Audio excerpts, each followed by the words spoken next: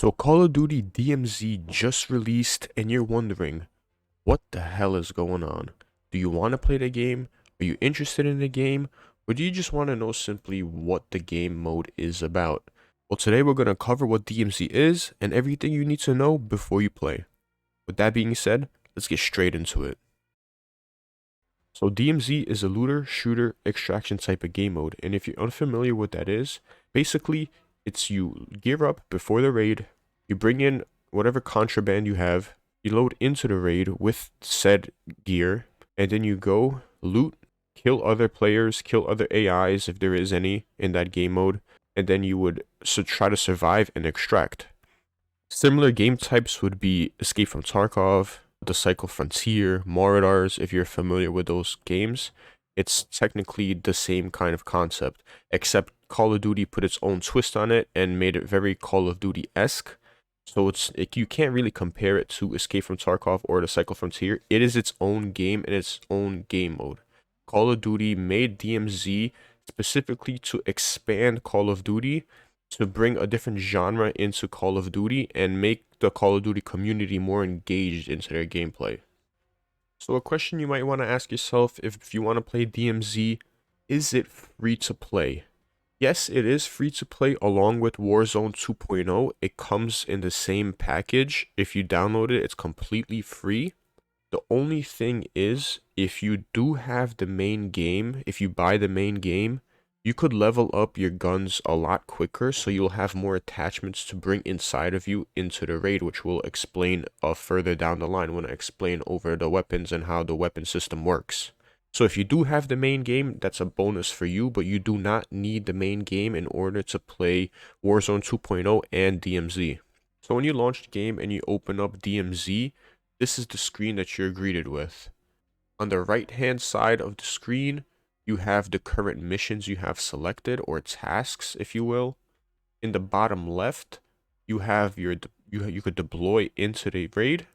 These are the faction missions you could pick out of, which is these three right here that I have currently set up. And then if you are a solo, if you don't have anyone to play with at the time, you could do a squad fill. There's a max total players of 3 per squad. And you could do your fill here. If you don't want to, you could just toggle it off and you could play solo. So in the top right, we see all of these buttons. This is the basic menu. You have your headquarters, which brings you back to the generalized main menu of Call of Duty. Here you have your socials, basically your friends. You have your progressions, achievements, and stats. And then you have your party channel. You could make your own channels. You could join friends' channels, or you could have the basic game channel for all of your friends. These are just like subcategories. Here you have your notifications if somebody messages you, if you get a friend request, or if somebody invites you to their channel. And here are just your typical settings, which we will not get into because settings are very personal between person to person, and you might like things different than others. So that is just that. And here is just your levels. You could edit your calling cards, showcasing emblems, clan tag, and everything like that. So in the top center, you have your lobby, weapons, operators, battle pass, and store. This is where you will cycle through whatever of those you want. So in the store, you just have your basic store stuff, where Call of Duty tries to get as much money from you as possible. The battle pass, yet again, they're trying to get money from you, but you get cool skins from it. If you like them, you could always do that as well. The operators tab, if you have any of the operators unlocked, this is where you could choose them for your DMZ game mode. The main game does help unlock more operators, but you don't need them. So now we get into the weapons tab. This is where things get a little interesting. You have your armor, your gas mask, kill streaks, and self-revive. These are only here when you extract with them from the raid. If you die with these items, you lose them and you have to go back into raid and try to get them again. Your backpack, there's a small, medium, and large backpack. Everything inside of here you could bring out and you could store them in your stash. Keys are special. You could store keys in your stash box. I have 2 here that I've extracted with from raid, and now I am keeping them. I could bring them back into raid. It will be in these key slots.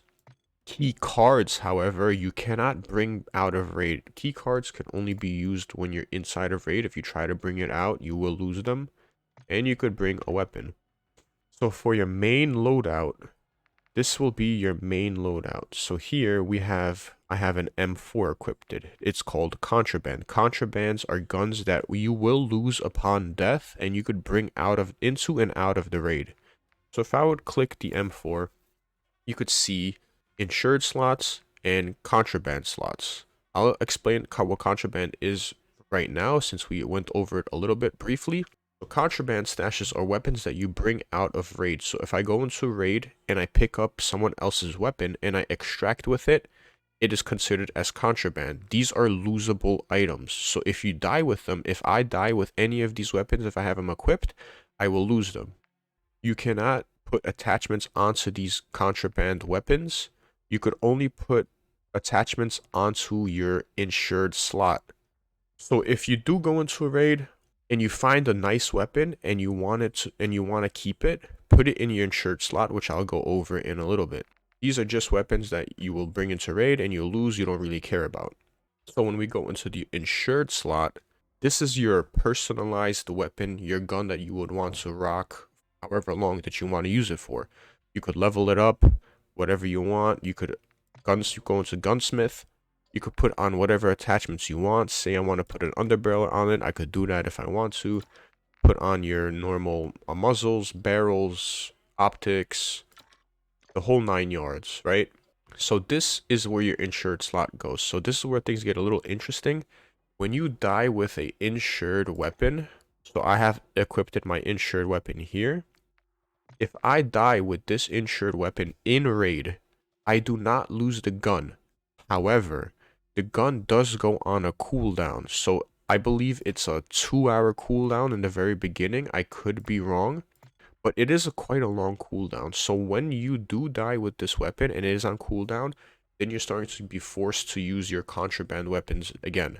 Until your cooldown is off cooldown, then you could use it again. And then when you die again, it's no big deal because you still have contraband weapons. And as you play the game, you'll acquire more and more contraband weapons. So it's not really big of an issue. You could have more than one insured slot. See here, I have slot 2 that's not unlocked and slot 3 that's not unlocked. So the way you unlock it is by completing tasks of different factions. So complete tier 3 of every faction and you unlock the second insured slot. And then for the third one is complete tier 5 of any faction, which we'll get into in a little bit later. So pretty much that sums up the whole insurance system and gunsmith and contraband and weapons you could bring in. You could bring in a sidearm, but you would also lose that weapon if you die with it, if it is contraband. If you have a second insured slot, you could put it in here, so if you do die, you won't lose both of them. You'll just have them both in insurance, and you'll have to wait the timer out.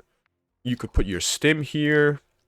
You have your grenades, primary grenades, and then here's a field upgrade. You have to find these in raid. You do not unlock them, so if you do go in raid, you could always bring it back into raid. With that being said, the money system in this game, if you come out with something in your backpack, it converts into money, and that money is generated to XP in the victory screen if you do extract. And the more money that you bring, the lower the timer of your insurance slot gets. So let's say I bring an X amount of money, it will give me a cooldown on my insurance slot for an X amount of time. I'm not sure what the money to time conversion ratio is, but it is there. So if I have a 2-hour cooldown and I keep playing the game and I get more money and I extract more money and more money, that 2-hour cooldown will then go down to, I don't know, an hour and like 50 minutes, and then like you'll just keep running the timer down, and then you could just use that afterwards. When we click this button here for faction missions, this is where you will get all your tasks. So you have 3 different factions: Legion, White Lotus, and Black Moose. You could skim through them, whichever one you like to do at the moment. You could always select it or deselect it if you want, and then it'll pop up on the right panel over here. Each one of them give you a different type of reward. So it does have a reward system and you could go towards that. It's just something to do in the game, and then it'll unlock some contraband for you and maybe some skins that you might want. So you will have 3 different types of factions, and then you could just go through them as you want. The third one you unlock by completing the tier 2 story missions for Legion and White Lotus factions.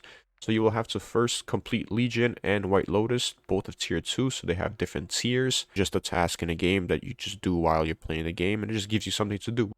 So when you're ready to deploy and get into a match, you would just simply click deploy, and then you're greeted with a missions list. So these are the current missions that you have equipped, and you could also edit them and choose if you want something else to do during that raid. Or you could leave them. It'll just a reminder of what to do in the game, and you'll confirm, and then you'll have your weapons list, so your loadout. So if you don't like what you see, you could always come to edit, and then you could just edit what you want, whatever weapon you want, if you want to do that. And then you could just simply confirm, matchmake, and you're ready to go. When you load into game, you'll press M, and you'll have your generalized map. Then you have all of your tasks on the left side, and just a little quick legend on the right side. And then when you scroll in with your mouse wheel, you have a lot to look at. So here, obviously what you could see is this yellow hazard zone. Here you will have a very toxic area, but it's not too toxic because it doesn't really kill you. It doesn't do a lot of damage to you. It's just like this little nuke zone area, if you would like to call that. And here you'll have bosses, AI bosses that you could fight, and it'll have some pretty good loot. You have also another yellowish area. This is not a toxic zone. This is just a high tier looted area that has a mission in it. A lot of people will probably go for that, so this is going to be a high zone area. Now you'll have a whole lot of other options. Here you have tasks to do. You could hunt squads. You could eliminate some HVTs, raid weapon stashes. There's a whole bunch to do on the map. You could also refill and repair your vehicle if you are riding a vehicle that needs to be repaired, but you could always just get a new one. There's just a whole bunch on the map. The more important thing that you want to focus on is your tasks that you currently have in hand. So you'll have to read what you have to do, and then just look around the map by using the legend, which will help you navigate through what you need to do, and then just try to find the closest one to you.